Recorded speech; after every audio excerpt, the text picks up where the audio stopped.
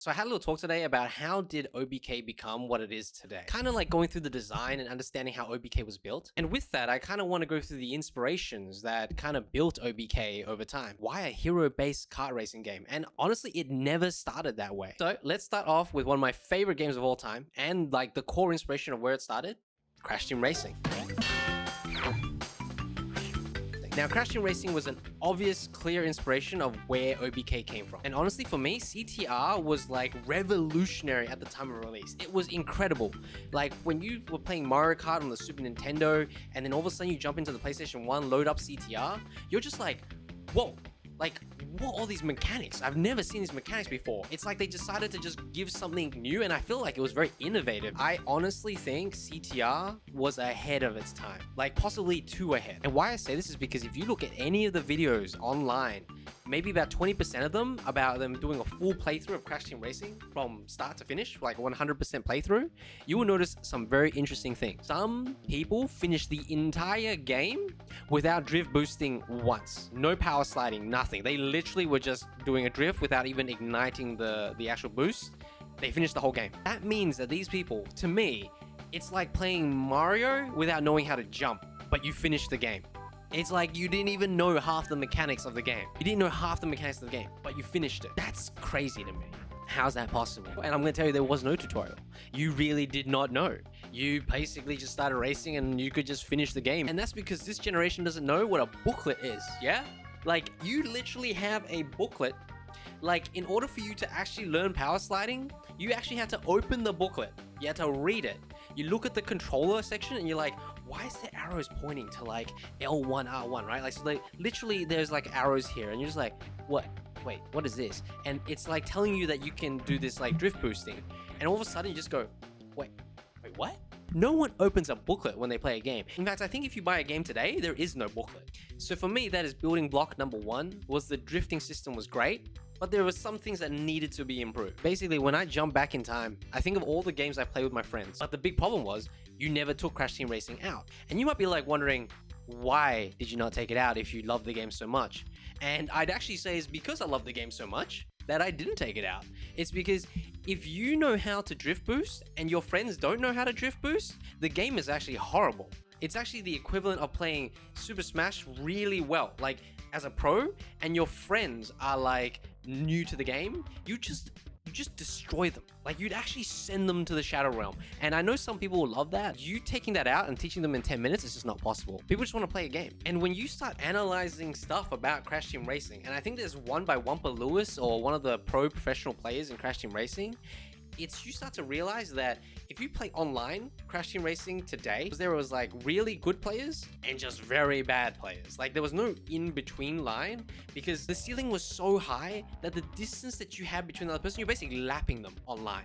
There was no way. You needed to group all our pros together. This is why I'm so thankful for our community, because we have a whole bunch. We have tournaments and pro leagues together, and like, for me, that's exciting because we're actually able to keep people within their own skill gaps, like to actually compete against each other and have a good time. But I digress. This led me to realize that we needed to reward, or like kind of tell the player like that you should be drift boosting, because if you don't drift boost, you don't get something.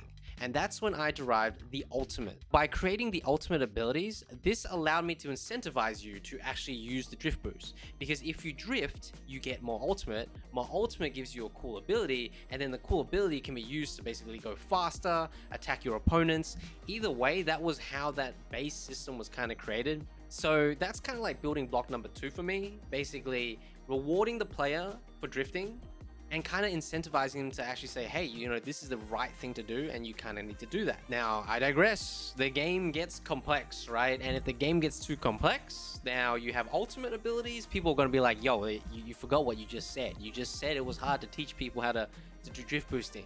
So how are you going to teach them that there's ultimates as well, right? Which also increase the ceiling. I mean, that's why we had the most recent solution, and that was the 3 engine types. And honestly, I've watched a lot of YouTube videos of OBK and some of the streamers, and I'm going to tell you, like, they didn't know that you could drift. So I was like, I have to do this. Now I need to talk about coins. What people don't realize was, like, in all racing games, like, you may not even know that Crash Team Racing revolutionized coins to me, because the Wumpa fruit that you get, if you have max the amount of Wumpa fruit, i.e. 10 coins, which is the standard across almost all racing games now, you actually had a stronger item. But the problem for me was that was also hidden in a booklet. Like, I didn't know. Like, you actually saw it if you actually read the booklet. So I thought this was a really cool system, and I wanted to kind of change it a little bit, because across all racing games as a whole, you actually can go faster at max coins, right? So I wanted to make coins like more valuable. I wanted them to be their own meta, completely separate to just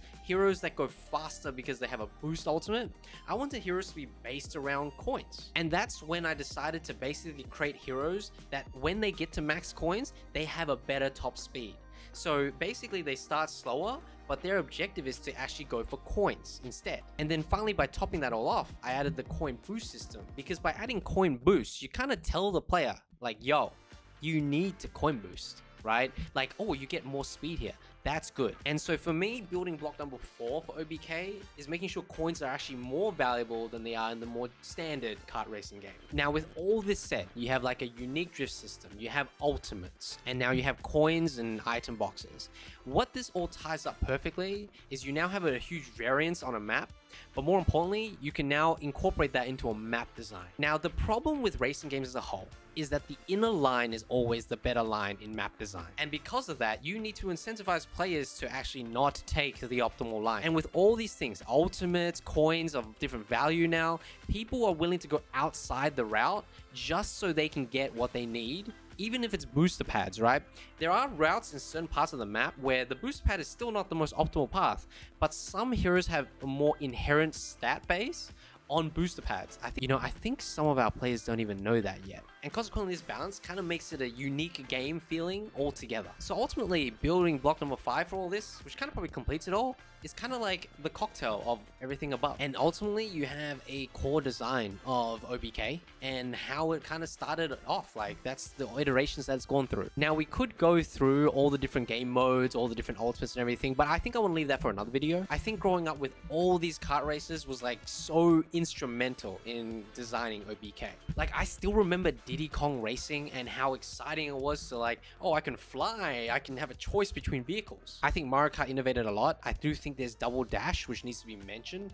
I personally love Double Dash, but it's one of the most polarizing car racing games which I've ever seen before on like the Nintendo systems. I would even go as far to say Snowboard Kids was incredible for a racing game too. Like, that game was hilarious. I still remember like going into like, you had to shuttle yourself all into one row where it can only fit one person in, and if you didn't get there, you actually knock the other person over. It was overall kind of insane, but I'm always willing to iterate on ideas. So if you have an idea, please like leave it down in the comments. Otherwise, everyone, have a great day, and I'll see you on the track.